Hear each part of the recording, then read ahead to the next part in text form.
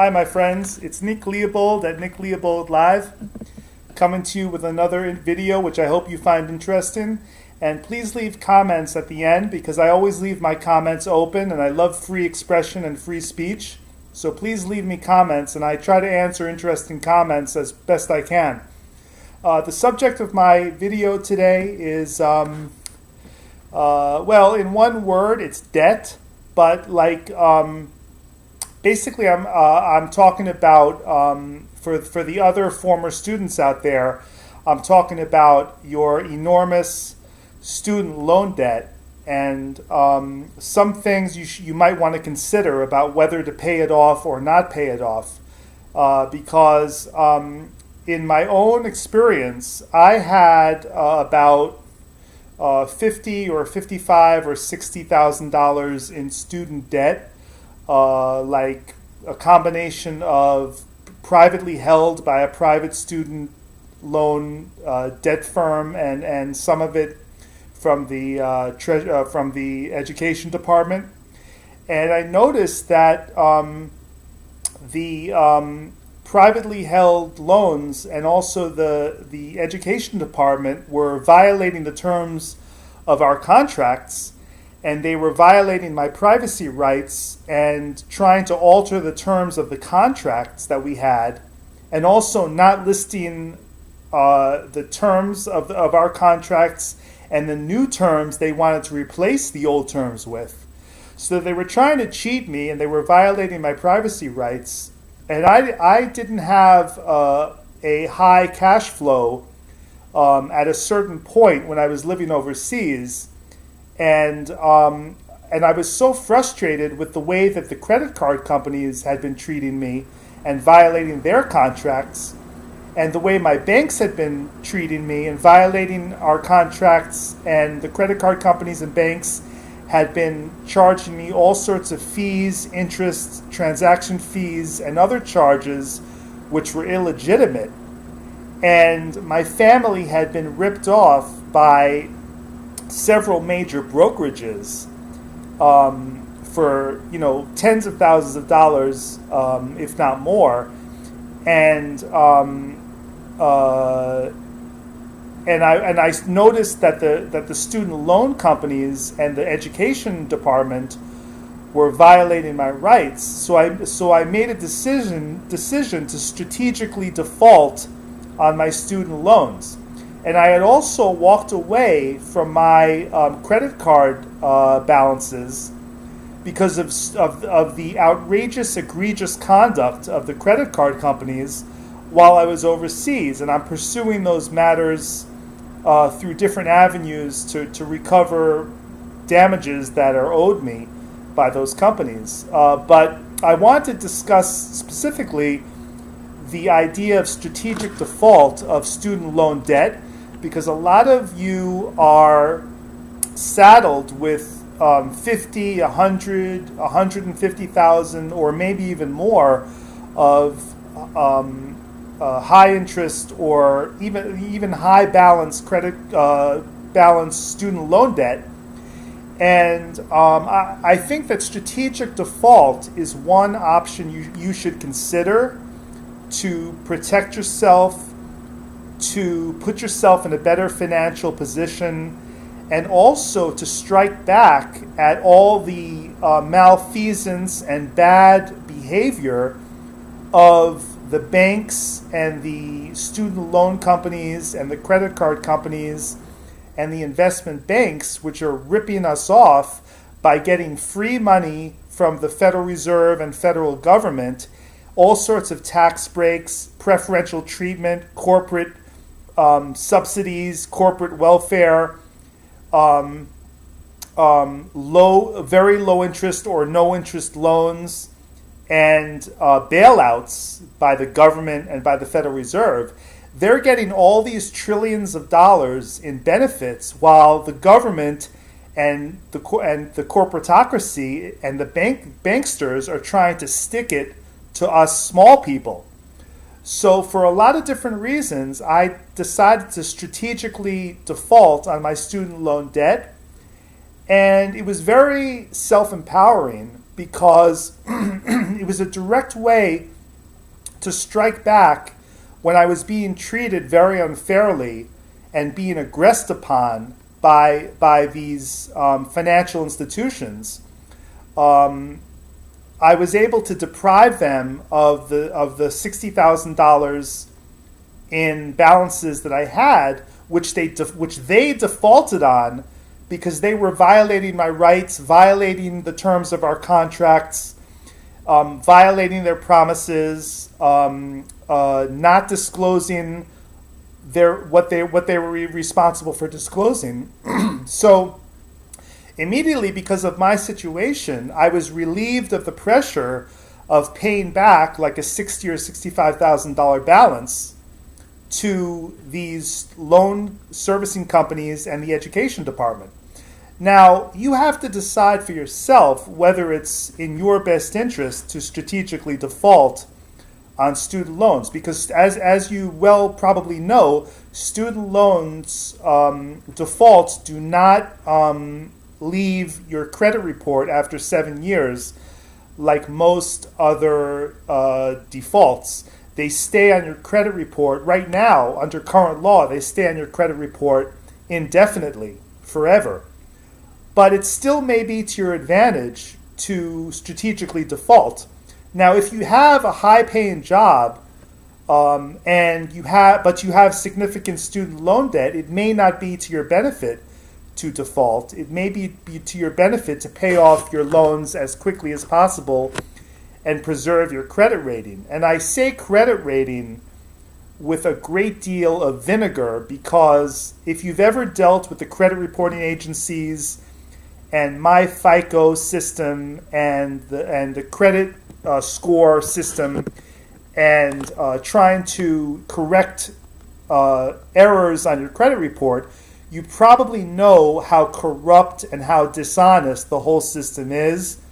And it's totally skewed towards the large corporations and banks and companies which subscribe and pay the credit reporting services. And MyFICO or whoever, they routinely destroy evidence, suppress comments on items on our credit reports. They routinely engage in unethical behavior when you try to communicate with them and try to correct mistakes. They ignore your communications, they suppress your communications, they erase your comments, they do not post your comments, they claim that you're engaging in fraud or identity theft or whatever. They are often just as nefarious and crooked and unethical and creepy as a lot of the debt collectors that you encounter. But I think that everyone with a large student loan balance should consider strategic default, especially considering how corrupt the current system is, the current banking system is, protected by government violence and government coercion, getting free money from the government, getting almost 0% loans from the Federal Reserve, which they then loan out at like 8%, 5%, 20%, 15%, 25%. So they get free money and they get bailouts when their crooked financial schemes blow up. They get free bailouts for the government. Why shouldn't we give ourselves a bailout? Why shouldn't we strategically default just like they strategically default all the time, just like governments strategically default?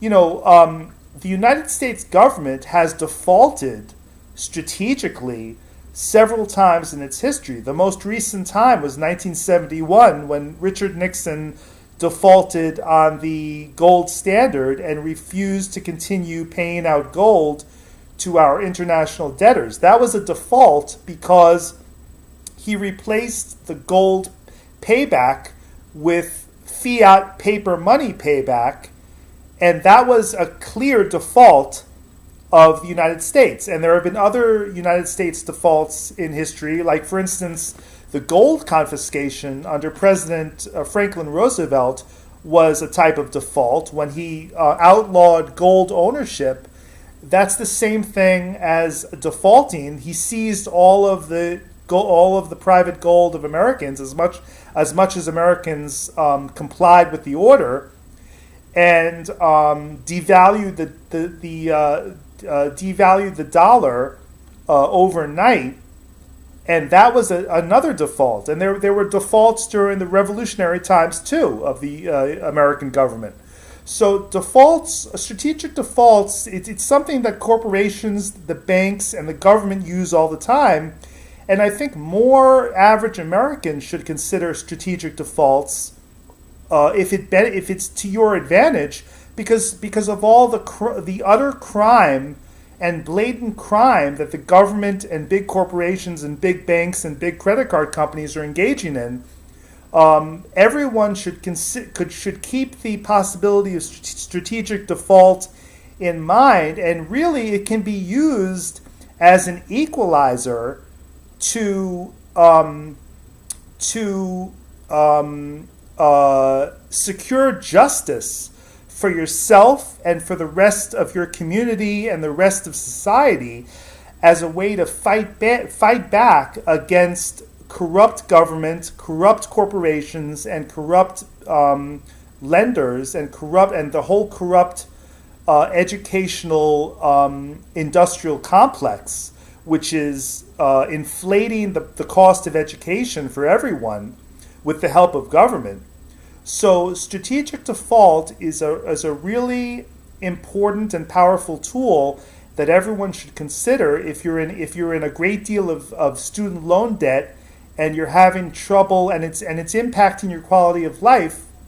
You have to weigh the costs and the benefits of strategic default and whether you can absorb the hit to your credit rating that it's going to inflict. But you have to keep in mind also that the credit rating system is totally corrupt, significantly corrupt. And so you have to weigh all these factors in mind. And it's not for everyone. Your situation might dictate that it's better for you to pay off your debt, as I said, as quickly as you can and get rid of it and maintain your credit rating. But for other people, strategic default can be a very powerful weapon to secure justice for yourself, your family, and your community, and also hit back at the corrupt banking monopoly. And it can also put you in a better financial position, considering that the banking system and the government system are continually ripping you off with taxes and regulations in every aspect of your life.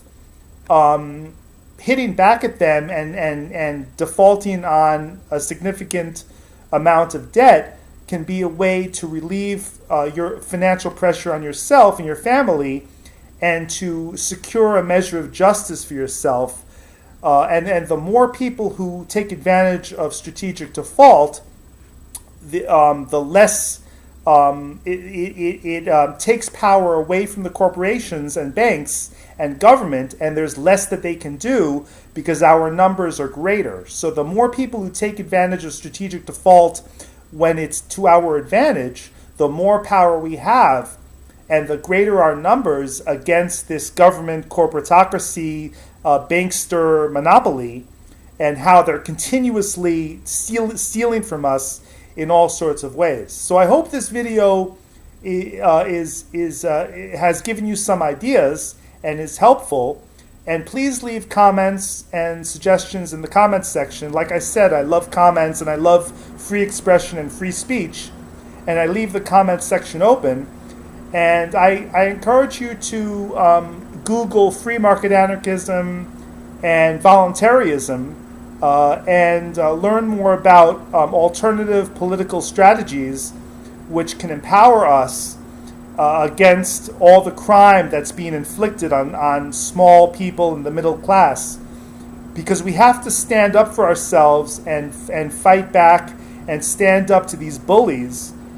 Because when you stand up, it's amazing the power that we all have, and that we and if you just sit down and kneel down and let them walk all over you, they're going to do it. They're going to walk all over you. But if you stand up for your rights and you fight back, it's amazing how much power we each have individually and together as a community. So thank you for listening, and I will be back hopefully with more videos soon.